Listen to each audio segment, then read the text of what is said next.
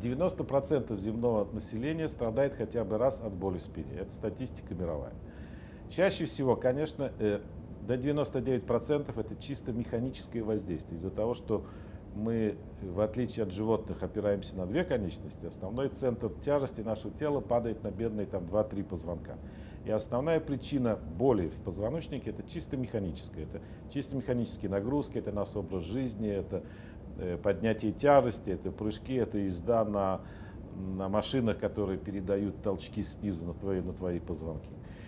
И, конечно, из 90% людей, у которых возникает такая боль, не нуждаются в хирургическом лечении, потому что, как правило, мелкие травмы или простуды мышц, они достаточно хорошо лечатся консервативным лечением.